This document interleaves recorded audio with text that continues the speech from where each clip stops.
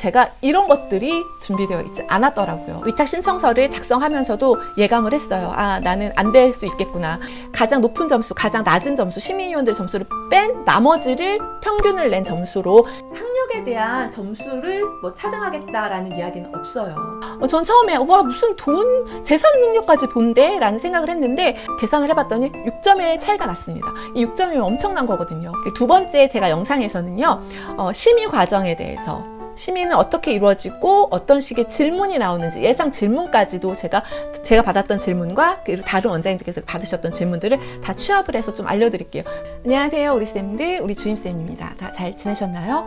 자, 오늘은 우리 선생님들께서 요청하셨던 영상입니다. 그래서 원장이 어떻게 하면 될 수 있나요? 라는 질문을 좀 많이 하셨어요. 그래서 오늘은 원장이 되는 다양한 방법들과, 그리고 그 중에서도 우리 선생님들이 투표에 가장 많은 선택을 한 국공립 어린이집 원장이 되는 방법들에 대해서 설명을 드릴 거예요. 그런데 저는 이제 교사 생활 시작했는데 저한테는 필요 없는 영상이네요 라고 하시면 안 됩니다. 왜냐하면 어린이집 국공립 원장이 되시려면 미리미리 교사 시절부터 스펙을 쌓아 오셔야 합니다. 그것이 바로 자료화 되어야 하는데, 그게 필요한 것이 무엇인지에 대한 것까지 제가 자세하게 알려드릴 거니까, 저도 만약 교사 시절에 이런 것을 미리 알았더라면 저도 실패 없이 국공립을 위탁받지 않았을까라는 그런 생각도 해봤습니다. 그러니까 우리 선생님들은 저 같은 실패하지 마시고 교사 시절부터 차근차근 잘 준비하시는 우리 멋진 그런 선생님들이 되시길 바라는 마음으로 준비한 영상이니까요. 끝까지 시청해주세요. 그리고 좋아요 꼭 눌러 놓으시고 나중에라도 계속해서 필요한 때에는 찾아볼 수 있는 그런 영상이 될 수 있도록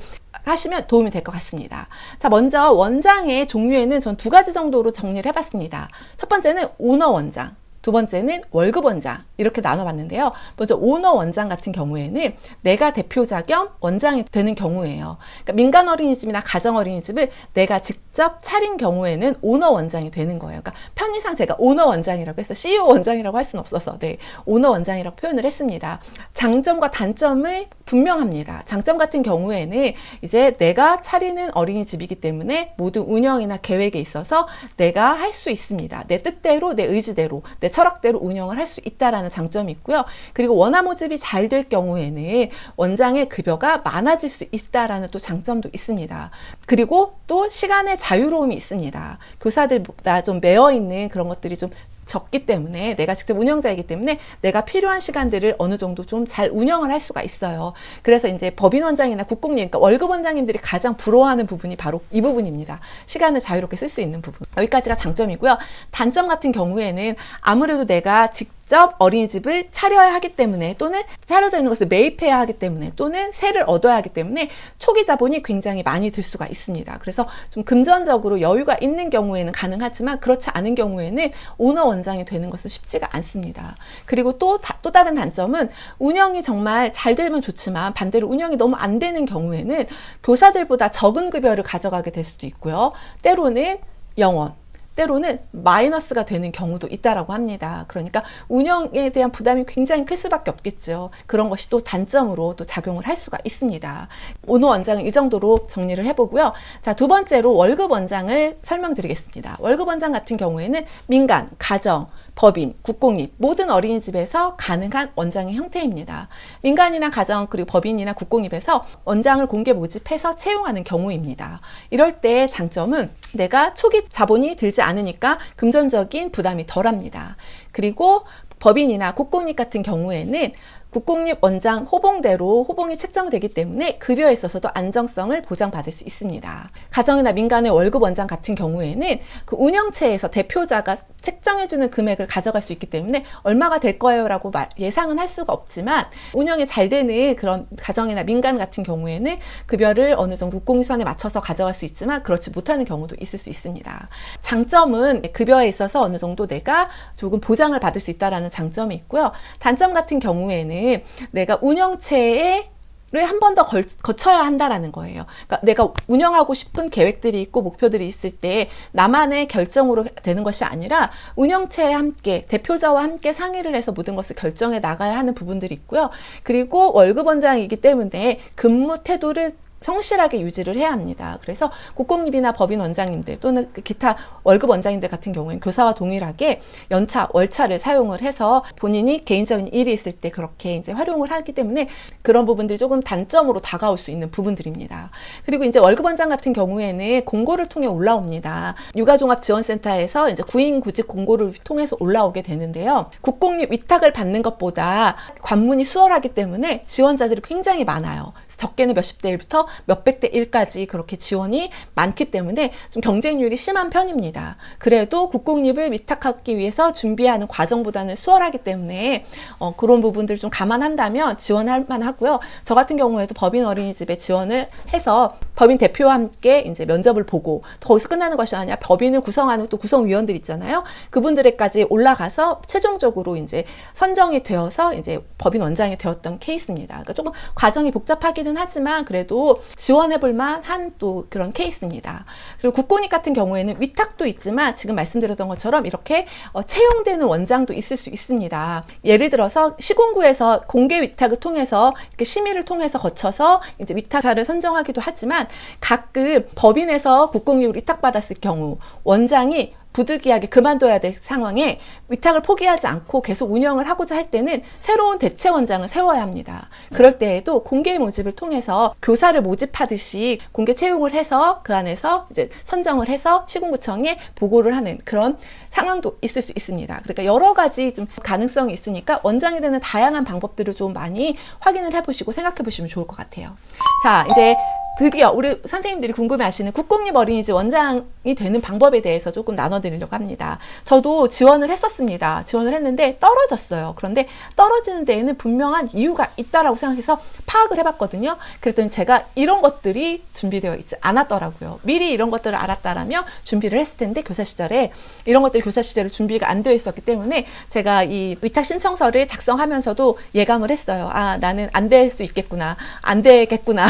이런 것들이 점점 확신이 되었고 결국은 결과적으로 안 됐습니다. 그래서 우리 선생님들은 저와 같은 그런 길을 걷지 마시라고 미리 지금부터 준비하시라고 말씀드릴게요.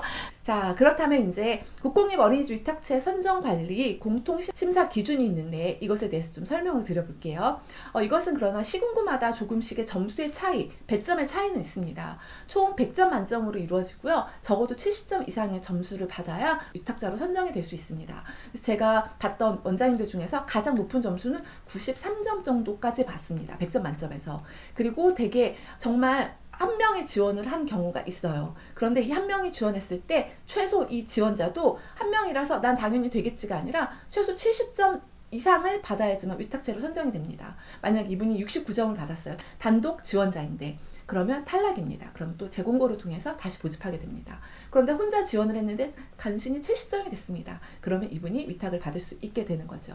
그러니까 점수 70점을 기준으로 항상 기억을 하고 계셔야 합니다. 국공립 위탁 같은 경우에는 시군구청 홈페이지를 통해서 공개 모집을 합니다. 그래서 공고를 올리고요. 서류를 받고 그 안에서 서류를 통과하거나 또는 이제 서류를 제출한 모든 사람을 이제 심의위원, 보육정책위원회들의 심의를 거쳐서 최종 위탁자로 선정이 되는 과정들이 있습니다. 그런데 이게 어려운 것이 그거예요. 이 위탁 신청서를 만드는 이 과정이 굉장히 어렵습니다. 그것을 흔히 우리는 위탁 운영 책자라고 이야기를 합니다. 그래서 거기에는 시군구에서 요청하는 다양한 서류들이 있습니다. 그리고 증빙해 내야 될 서류들도 굉장히 많고요. 그리고 내가 가지고 있어야 되는 기본 스펙들도 있습니다. 그러니까 이런 것들을 좀 잘 준비하는 게 굉장히 힘든 과정이에요. 월급 원장 같은 경우는 몇백 대 1까지도 가지만 위탁 같은 경우에는 뭐 1대5, 1대7, 1대3 이렇게 되는 경우가 많아요. 왜냐하면 준비 과정이 너무 힘들기 때문에 정말 내가 꼭 하고 싶다라는 마음이 있는 사람들만 지원을 하거든요. 그런데 그 안에서도 이제 굉장히 치열하죠, 경쟁이. 제가 떨어졌던 그 구청에서 올렸던 내용들을 가지고 제가 간단하게 설명을 드릴게요. 시군구마다 조금씩 점수의 차이는 있을 수 있지만 큰 틀의 내용들은 거의 비슷비슷해요. 그래서 좀 참고용으로 좀 들어보시면 좋을 것 같아요. 먼저 대개는 이제 첫 번째 어린이집 운영 계획, 그리고 원장의 전문성, 운영체의 보육복지 운영 실적, 그리고 운영체의 책무성 및 공식력, 그리고 운영체의 재정 능력 5가지 항목을 가지고 100점 만점으로 채점을 하게 됩니다. 그런데 여기에 각 항목마다 점수가 조금씩 차이가 있어요. 뭐 운영계획 같은 경우는 35점, 원장의 전문성 같은 경우는 35점, 운영체의 보육, 복지 운영 실적 같은 경우는 10점, 운영체의 책무성 및 공신력 10점, 운영체 재정 능력 5점, 이런 식으로 배점이 다른데, 이 배점은 시군구청마다 차이가 조금 있을 수 있습니다. 어떤 곳은 뭐 책무성이 10점일 수도 있고요. 그러니까 이런 차이들은 있으니까 그런 것들은 감안하고 들어주세요. 먼저 가장 중요한 것은 운영책자를 만드는 것입니다. 운영책자는 대개 100페이지 정도로 요구를 합니다. 그러니까 장수로 따지면 50장 정도이죠. 이것을 책제본을 해서 제출을 하라고 하는데요.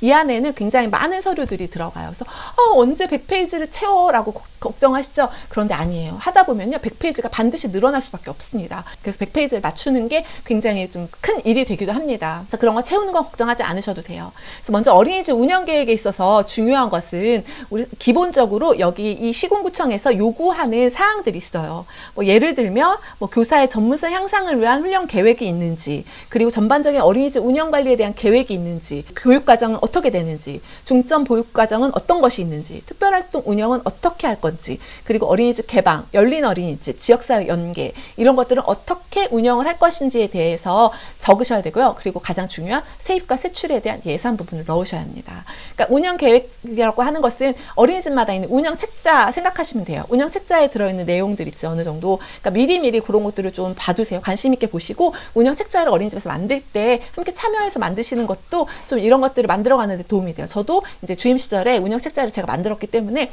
이런 부분은 조금 익숙했었습니다. 그러니까 이런 부분도 좀 관심 있게 우리 선생님들께서 보시면 좋습니다. 어린이집 운영 계획은 가장 높은 배점을 가지고 있어요. 여기는 35점이지만 간혹 이제 40점인 곳도 있습니다. 그러니까 운영 계획을 얼마나 잘 세웠는지를 보겠다라는 것이 또 목표이기 때문에 이런 부분들 잘 챙기셔야 되고요. 그리고 이 운영 계획 안에서도 지금 제가 말씀드렸던 여러 항목들 있죠. 그것들도 또 하나씩 점수화됩니다. 그래서 특별활동 운영 계획 5점, 4점, 4점 배점, 또는 또 어린이집 개방 운영 계획 5점, 4점, 3점, 이런 식으로 배점이 또 있기 때문에 여기에서 1점이라도 놓치지 않도록 조금 조심하셔야 돼요. 그러니까 이런 운영 계획에 있어서는 어느 정도 좀 완벽하게 만들어 놓으시는 것이 가장 좋습니다. 그러니까 운영 계획에서는 크게 점수 차이가 날 수 있는 부분들이 또 충분히 있습니다. 그리고 이런 것들 좀 신경을 쓰시고요. 두 번째, 원장의 전문성입니다. 이거에서 중요한 것, 이것에서 우리 선생님들이 반드시 챙기셔야 할 것들, 바로 평가 인증 참여입니다. 내가 지원하고자 하는 해 기준으로 5년 이내에 평가제, 평가 인증을 참여했던 기록이 있어야 합니다. 그래서 평가 인증 참여 인증서를 같이 첨부 자료로 제출을 해야 합니다. 그래서 여기서 또 중요한 것은 최소 B 이상은 맞으셔야 돼요. 그러니까 이것도 약간 지자체마다 참여만 했어도 점수를 주는 경우가 있지만, 또 지자체마다 A, B 등급을 맞아야지 만점, 또는 A 등급을 맞아야지 만점, 또 그 밑에부터 B는 뭐 8점, C, D는 뭐 5점, 참여하지 못했으면 0점, 이런 식으로 되기 때문에 우리 선생님들 교사 생활하는 동안 평가제, 평가인증 막 하기 싫어서 피해 다니시는 선생님들도 간혹 계시는데, 절대 그러지 마시고, 혹시 지금은 원장의 계획이 없더라도 나중에라도 내가 원장에 대한 또 길이 열릴 수 있는 거잖아요. 그렇기 때문에 평가제는 반드시 참여하셔서 내가 참여했던 기록을 남겨놓으시는 것이 굉장히 중요합니다. 참여 여부 인증서를 떼는 것은 보육진흥원에 들어가시면 뗄 수 있습니다. 그래서 이것도 준비해 놓으시고요. 또 원장의 전문성에서 굉장히 중요한 항목이 있습니다. 여기에서 제가 점수를 많이 얻지 못했어요. 바로 뭐냐면 어린이집 근무 경력입니다. 어린이집 근무 경력은 원장과 교사 경력 모두 다 포함이 됩니다. 그래서 제가 원장이 되고 싶어 하시는 우리 선생님들이 계시다면 말씀드리고 싶은 것은 최소 10년 이상은 경력을 쌓으시라는 말씀을 드리고 싶어요. 10년 이하는 점수가 확 떨어져요. 그리고 10년 이상부터 15년 그 이상부터는 거의 만점에 가까운 점수를 맞을 수 있고요. 저는 최저점을 받았고요. 저보다 훨씬 경력이 많으신 15년 경력이신 그런 교사들 같은 경우에 최고점을 받았어요. 근데 둘의 차이를 제가 계산을 해봤더니 6점의 차이가 났습니다. 이 6점이면 엄청난 거거든요. 그러니까 위탁 같은 경우에는 가장 높은 점수, 가장 낮은 점수, 시민위원들 점수를 뺀 나머지를 평균을 낸 점수로 가장 높은 점수를 받은 그런 신청자가 위탁을 받게 되는데요. 소수점짜리까지 나와요. 그렇기 때문에 여기서 막 1점 차이, 이런 것은 작은 점수 차이가 절대 아닙니다. 그런데 벌써 여기서 저는 6점을 얻지 못하게 돼버린 상황이었죠. 그래서 예감을 했습니다. 이때 조금. 네. 우리 선생님들은 적어도 잘 버티셔서 10년 이상의 경력을 가지시길 바랍니다. 네. 그래서 이런 어린이집 근무 경력이 중요하고요. 가끔 이렇게 물어보세요. 원장 경력이 없으면, 또는 주임 경력이 없으면 전혀 지원을 할 수 없나요? 라고 물어보시는 경우도 있지만, 기준에 주임이어야지만 몇 점이 됩니다. 원장 경력이 있어야지만 몇 점이 됩니다. 이런 것은 없습니다. 그러나 혹시 비슷한 상황에 있는 지원자들이 모였을 경우 그래도 이왕이면 국공립 주임을 좀 오래 한 사람, 이왕이면 어린이집 운영을 해봤던 사람한테 조금 더 주관적인 점수가 들어갈 수는 있겠지요. 그러니까 그런 것들도 있을 수 있습니다. 간혹 이런 걸로 고민하시는 원장님들 또는 선생님들이 계시더라고요. 대학원을 나와야 될까요? 라고 물어보시는 경우도 있습니다. 그런데 학력에 대한 점수를 뭐 차등하겠다라는 이야기는 없어요. 국공립 원장님들의 추세가 적어도 석사는 가지고 있어야 된다라는 추세입니다. 그래서 대부분의 국공립 원장님들은 석사를 늦게라도 하셔서 받는 경우가 많아요. 그리고 지원자들 가운데에도 석사를 가지고 계신 분들이 굉장히 많습니다. 그런데 어쨌든 석사가 필수는 아니지만 여러 지원자들 중에서 나 혼자만 석사가 아니라면 그 부분에 있어서 조금은 마이너스까지는 아니어도 어느 정도 작용은 할 수 있는 부분도 된다라고 좀 생각을 하시면 좋을 것 같아요. 그래서 꼭 반드시 석사가 점수 배정이 되어 있습니다는 아니에요. 그러나 나의 경력과 스펙을 좀 쌓아놓기 위해서는 그래도 내가 국공립 원장을 목표로 한다면 석사까지는 할 수 있을 만큼 해봐야겠다라는 좀 생각을 가지고 계시는 것이 중요해요. 자, 그리고 어떤 시군구에 따라서는 이 경력 점수 또한 계산하는 방법이 다른 경우가 있어요. 그러니까 교사와 원장 경력을 100% 쳐주는 것이 아니라 교사는 70, 원장은 100% 이렇게 쳐주는 경우도 있으니까 교사 경력이 10년이 있는 선생님 같은 경우에는 10년이 안 돼요.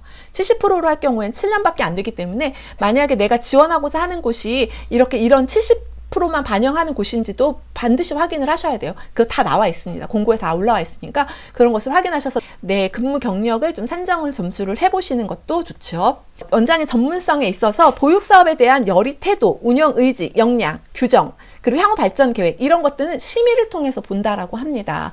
이것이 서류로 이것은 만들어지긴 좀 어려운 부분들이기 때문에 심의를 통해서 쉽게 말해서 면접을 통해서 확인을 한다고 하고요. 또 이때 중요한 것은 저는 보육운영 책자 있잖아요. 22년도 사업계획 책자 이렇게 두꺼워요. 그것을 한 번은 정독을 했습니다. 왜냐하면 이것을 내용을 내가 숙지하고 있지 않으면 어떤 질문이 어떻게 올지 모르기 때문에 적어도 만약 위탁을 준비하신다면 그 해 보육 운영 계획에 대한 그런 책자는 반드시 한 번 정도는 읽고 가셔야 돼요. 네, 그런 부분들도 기억을 해주세요. 자, 그리고 이제 운영체의 보육 및 복지시설 운영 실적이 있습니다. 여기에서 또 중요한 것이 있어요. 무엇이냐면 보육 관련 사업 운영 실적 또는 보육 및 복지 관련 지역사회 기여도 이 부분이 있습니다. 그런데 이 여기서 우리 선생님들이 챙길 수 있는 것은 뭐 사업을 해서 운영 실적을 낼 수는 없지만 지역사회 기여도에 대한 점수는 받을 수 있습니다. 그게 뭐냐면 바로 지역 내 봉사활동입니다. 그래서 우리 선생님들께서는 시간이 날 때마다 내가 원장 계획이 있다면 틈틈이 봉사활동을 좀 많이 하세요. 그래서 봉사활동 실적을 좀 쌓아 놓으시고 또는 기부활동도 포함이 됩니다. 그래서 기부활동, 불이웃 돕기 이런 상금 했던 것들 이런 것들도 잘 챙겨 놓으시고 또 그 지역에서 하는 단체들이 또 있잖아요. 그런데 가입을 하셔서 활동하시는 것도 지역사회 기여에 굉장히 큰 플러스 점수가 될 수 있으니까 그러니까 나중에 이것을 이제 제가 써야 되는 부분들이에요. 이런 것들은 내가 어떤 것을 했습니다. 그런데 정말 한 게 없으니까 쓸 게 없는 거예요. 그러니까 제가 이런 걸 알았다면 지역사회 기여에 대해서 미리 봉사활동도 했을 텐데 제가 지역사회에 한 게 아무것도 없는 거예요. 그래서 이거 쓰면서도 또 느꼈죠. 아, 여기서도 나는 점수를 깎겠구나 라는 걸 느꼈습니다. 그리고 또 여기서 중요한 것은 표창 경력, 수상 경력이 있는지도 굉장히 중요하고요. 실제로 그것을 작성해서 또 증빙 서류로 제출하라고 합니다. 표창 사본을. 그러니까 우리 선생님들은 지금부터 미리 내가 적어도 이 어린이집에 오래 있으면서 상 하나는 꼭 받아야겠다. 표창 하나는 받아야겠다라는 생각으로 계셔야 돼요. 그래서 원장님께서 주시는 상을 시군구청 상이 됐든 뭐 국회의원 상이 되었던 그런 상들을 반드시 받아 놓으시고요. 나는 우리 위에 너무 이제 쟁쟁한 그런 선배님들이 많아서 상을 받을 수 없는 위치다라고 할 때에는 공모전에 참여하세요. 공모전에 참여하셔서 장려상, 최소 장려상만 받아도 이것도 인정이 될 수 있는 부분들이 있으니까 그런 공모전 또는 표창 이런 것에 조금 우리 선생님들 좀 최선을 다해서 그것을 받고자 노력은 하셔야 합니다. 그래서 요것도 나중에 이제 다 실적이 됩니다. 그런데 저 같은 경우에도 이게 없었어요. 표창장이 없었습니다. 그러니까 저희 원장님이 이제 지역사회에서 좀 영향력이 있는 분이 아니다 보니까 자꾸 밀리는 거예요. 제 순위가 계속 추천을 해주시는데 그래서 공적 조서까지 다 내는데도 이제 제가 자꾸 밀리는 거예요. 원장님의 파워가 없다 보니까. 네, 이런 부분들도 있을 수 있어요. 그리고 공모전에도 참여를 했지만 민간 어린이집 같은 경우는 솔직히 공모전에서 수상하는 게 쉽지는 않습니다. 그러니까 국공립에 계실 때 공모전에 참여를 하면 수상할 가능성이 크니까 이런 것들도 신경 쓰셔서 공모전에도 꼭 한 번씩 참여하시기 바랍니다. 그러니까 이런 것들도 나중에 다 증빙 서류로 사본으로 제출을 해야 되는 부분입니다. 자, 그다음에 운영체의 책무성 및 공신력 이 부분에서는요. 지도점검, 그러니까 현재 원장님들 중에서 지도점검 시 지적사항이 있었는지, 행정처분을 받은 게 있었는지 이런 것들을 굉장히 잘 챙기셔야 되고요. 그리고 교사들 같은 경우에는 민원을 내가 받은 적이 있는지를 잘 기억을 하셔야 합니다. 예를 들어서 나도 모르는 민원이 올라가 있는 경우가 있어요. 그래서 여기에 이제 5년 동안의 그런 기록들을 작성을 해야 되는데 내가 아무 해당 사항 없음으로 적으면 되지만 혹시 그러니까 여기 이 시군구청에서도 이 자료를 얻기 위해서 이 사람이 있었던 곳에 시군구청에 전화해서 확인을 합니다. 민원이 있었는지. 그런데 간혹 어머니들께서 내 이름으로 민원을 넣었는데 그것이 전산상에는 남았는데 나한테는 전달이 안 된 경우도 있을 수 있어요. 그러니까 내가 민원 처리를 받은 것이 있는지도 한 번쯤은 내가 근무했던 시군구청에 전화해서 확인해 보시는 것도 조금 안전하겠죠. 그러니까 최대한 민원을 받지 않도록, 그러니까 정말 원장님들은 무결점이어야 돼요. 결점이 없어야 돼요. 사람이 아닌 거죠. 어떻게 결점이 없을 수 있습니까? 그러나 최대한 우리 업무에서만큼은 결점이 없도록 그런 관리도 잘 해주셔야 되고요. 공신력은 이 정도에서 우리 선생님들이 조금 작성을 하실 수 있습니다. 그리고 마지막으로 운영체의 재정 능력입니다. 전 처음에 와 무슨 재산 능력까지 본대? 라는 생각을 했는데 어린이집 같은 경우에는 운영비가 굉장히 중요한데 국공립 어린이집은 운영이 잘 되는 편이기 때문에 운영비에 문제는 없습니다. 그러나 간혹 운영이 정말 안 돼서 문을 닫아야 되는 국공립 같은 경우 를 대비해서 이 원장 지원하고자 하는 위탁 신청자가 그래도 어느 정도 운영할 수 있는, 운영비를 지원할 수 있는 재정적인 능력이 되는지를 봅니다. 그것을 위해서 재산 현황 에 대한 서류들, 그리고 부채 현황 서류를 보게 되는데요. 제가 여기서 팁을 드리자면, 그러니까 대부분 이것은 운영체 재정 능력은 거의 다 5점 만점이에요. 그리고 4점, 3점 이런 식으로 좀 깎이는데 점수 차이 얼마 없으니까 신경 덜 써도 되나? 아니에요. 제가 아까 말씀드렸죠. 소수점까지도 챙겨야 된다고. 2억 이상일 경우에는 5점을 받을 수가 있습니다. 그 2억 이하부터는 뭐 4점, 3점 이런 식으로 점수가 깎이는데요. 제가 여기서 중요한 팁을 하나 드릴게요. 이때 결혼하신 경우에는, 결혼 안 한 경우에는 100% 내 것이 다 들어갔지만 결혼한 경우에는 기혼자 선생님들은 내 거 100%, 그리고 배우자 거 50%가 포함이 됩니다. 그래서 만약에 집을 사거나 아니면 재산을 무엇인가 명의를 해야 할 때는 나의 명의로 하는 것이 유리합니다. 그래야지 100% 인정이 돼요. 그래서 예를 들어서 2억 5천짜리 아파트를 사요. 그러면 그 2억 5천짜리 아파트를 내 명의로 해야 2억 5천이 다 인정이 받고, 배우자 앞으로 했을 때는 1억 7천 정도, 1억 7천 5백 정도만 인정을 받기 때문에 2억이 안 돼요. 그러니까 이런 것들이 있으니까 무조건 명의는 제 걸로 하는 것이 좋습니다. 그리고 부채 같은 경우에는 반대로 배우자 쪽으로 부채를 몰아놓는 것이 좋습니다. 예를 들어서 2억 5천짜리 아파트를 하면서 6천만 원의 빚을 졌어요. 대출을 받았어요. 근데 그 6천만 원 대출을 내 이름으로 받았어요. 그러면 100% 6천만 원이 깎여서 1억 4천밖에 안 되는 거예요. 그런데 배우자의 이름으로 했을 때는 3천만 원만 그것이 해당이 되기 때문에 2억 5천에서 3천을 제한 2억 2천이 됩니다. 그러니까 살아남을 수 있겠죠? 그러니까 이런 것들이 좀 팁이 될 수 있어요. 그러니까 이런 것들도 잘 기억을 해 놓으시면 좋습니다. 자, 그래서 이제 우리 선생님들께서 대부분 이제 이런 정도의 계획을 좀 하시고 이런 정도의 스펙을 미리 교사 시절부터 좀 쌓아 놓으신다면 도움이 되실 거예요. 그러면 국공립 어린이집 위탁하는 데 있어서 이런 자격 요건만 좀 충족이 되어 있다면 크게 어려움은 없습니다. 그리고 이 안에 이제 뭐 위탁 운영제, 수탁 취지서, 운영 계획 포함해서 이런 것들, 그리고 철학 계획 이런 것들을 쓰라는 것도 있습니다. A4 한 장 이내로 이런 것들을 이제 우리 선생님들이 계속해서 다듬어 가시면 되고요. 그리고 이 안에는, 책자 안에는 나의 이력서와 나의 자기소개서도 들어갑니다. 그러니까 그런 부분에서 잘 준비해 놓으세요. 이력서도 잘 작성을 해 놓으시고, 그리고 자기소개서도 특징 있게 잘 해 놓으시면 좋습니다. 자, 이렇게 해서 오늘은 제가 국공립 어린이집 원장이 되기 위해서 사전에 우리 선생님들이 어떤 것을 준비하면 좋을지에 대한 것들, 쌓아 놓아야 될 스펙에 대해서 좀 설명을 드렸습니다. 도움이 되셨으면 좋겠고요. 그리고 도움이 되실 겁니다. 네. 두 번째 제가 영상에서는요, 심의 과정에 대해서, 심의는 어떻게 이루어지고 어떤 식의 질문이 나오는지, 예상 질문까지도 제가 받았던 질문과 그리고 다른 원장님들께서 받으셨던 질문들을 다 취합을 해서 좀 알려드릴게요. 그것도 정말 굉장히 큰 꿀팁, 그것도 굉장히 큰 도움이 좀 되실 것 같습니다. 자, 영상 끝까지 시청해주셔서 감사드리고요.